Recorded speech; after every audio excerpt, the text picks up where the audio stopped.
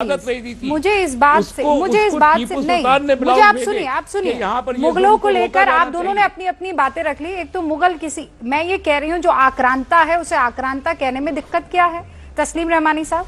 मेरे घर में अगर कोई नहीं, क्यों गलत नहीं है? मेरा घर है, मेरे घर में कोई अगर घुसेगा और फिर वो बोलेगा रूबिका ऐसा है आज मैं किचन में खाना बना रहा हूँ, ये खाना तुमको भी दूंगा। अरे भाई वो किचन मेरा है, वो घर मेरा है, तुम आकर कह रहे हो कि तुम मुझ पर राज करोगे और मैं तुम्हें आका मानूं। क्यों मानूं? तुम आक्रांता हो, तुम मेरे घर में घुसे हो, मैं तुम्हारे घर में नहीं घुसी। ये सिंपल है कि नहीं है? ये बेसिक है कि नहीं है? आप हिंदुत्व की आइडियोलॉजी को परसू करना चाहती हैं, जरूर करें। मैं एबीसी की बात कर रही हूँ, लेकिन ये और इसीलिए मैं तारीख सलीम शाही देश की तारीख का शब्द नहीं है। नहीं, आप कह रहे हैं इतिहासकार। सुनिए ना, मेरी बात सुनिए आप।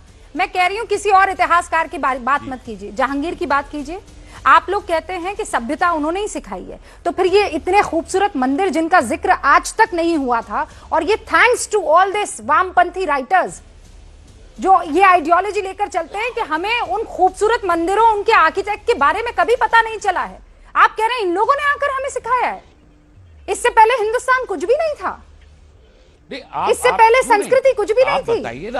अरे हाँ भाई साहब, आप चिकन ले आए, आप आलू ले आए, आप मुर्गा ले आए, आप बकरा ले आए। तो सुनिए सर, हिंदुस्तान ने तो किसी पर आक्रमण नहीं किया, पर अमेरिका का योग आज पहुंच गया ना। अमेरिका सॉरी, हिंदुस्तान का योग पहुंच गया ना अमेरिका, तो आ जाता यहाँ भी।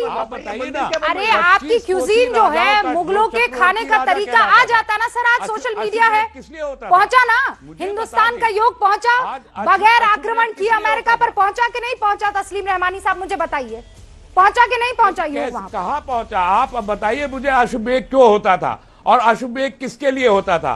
25 कोस का राजा किसी और पे आपस ही में आक्रमण करता रहता था, और 550 प्रिंसेस। अरे भाई, पहले की तो सारी हिस्ट्री ही आक्रमण पर है हमारे सामने। मैं तो मान रही हूं, पर आप मुगलों को आक्रांता कहने से क्यों बच रहे हैं? लुटेरा कहने से क्यों बच रहे हैं? आप मेरे महाराणा प्रताप को रोड के नाम पर रखेंगे? नहीं, मणिशंकर अय्यर जो है वो अपने आप को समझते क्या है? वो जानते क्या है? महाराणा प्रताप को आप नहीं मानेंगे, मुगलों की आप तारीफ करेंगे और आप कहेंगे गुरु आप लोग सबसे पढ़े लिखे लोग हैं। मनोज मुंतशिर, मुझे इस बात से एतराज है।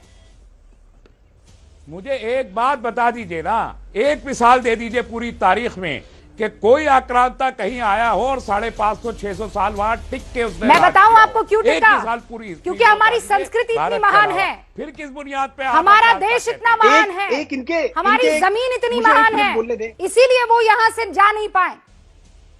तो आप फक्र कीजिए ना हमारी जमीन पर, आप फक्र कीजिए ना हमारी संस्कृति पर। आप फक्र कर रहे हो ना आक्रांताओं पर जो आकर यहाँ पर बस गए। आप आक्रांता को एक्सेप्ट करने को आप महानता कह रहे हैं।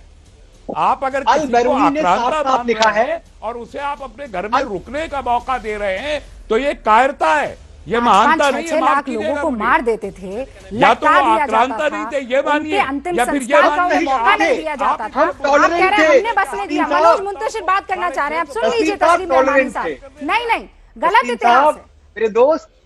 तस्लीम साहब, टॉलरेंस और कायरता में फर्क है।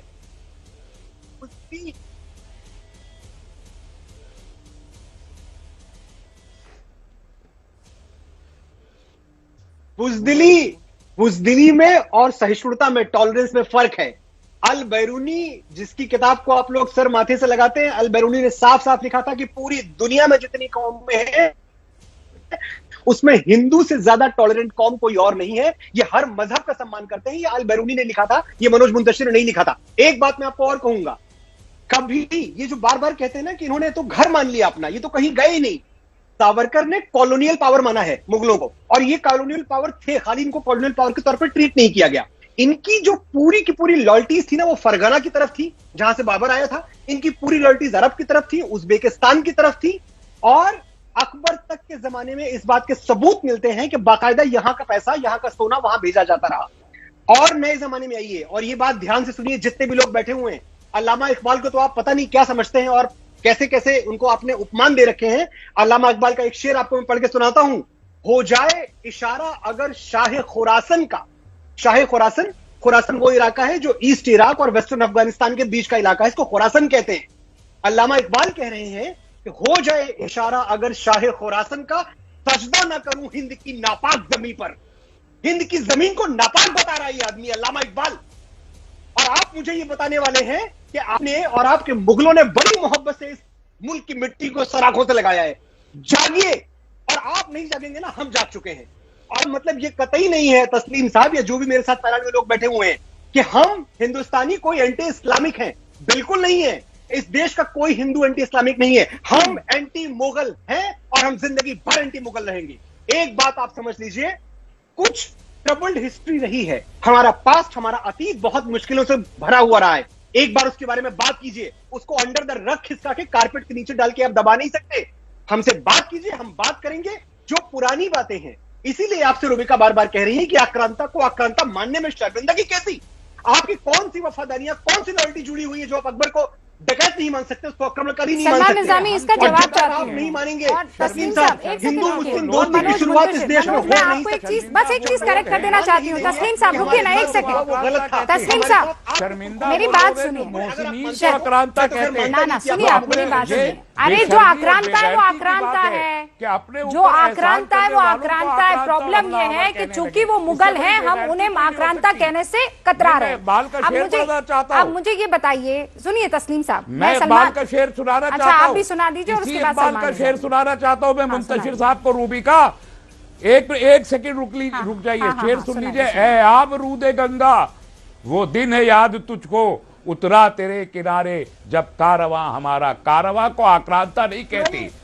तो यूनान, मिस्र, रूमा सब मिट गए जहां से, बाकी मगर है अब तक नामो निशा हमारा। ये भारत और भारत की सभ्यता के लिए कहा है। ये आप भूल जाते जब आप नफरत फैलाना शुरू करते।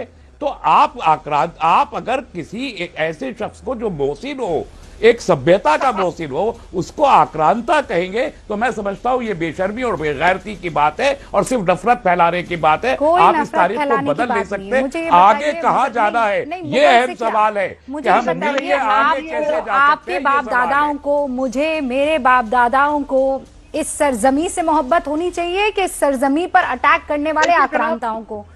तस्लीम रहमानी साहब, बहुत सिंपल सी बात कह रही हूँ। नहीं, आप डिसाइड कीजिए ना, वो मुगल कौन होते हैं? अच्छा वो क्या, आप मुझे ये बताइए, नहीं आप मुझे ये बताइए, वो क्या हुजूर के अहलो अयाल में से कोई है कि आप उनकी वकालत करेंगे? और उनका इस्लाम से क्या वास्ता है, मुझे ये बताइए।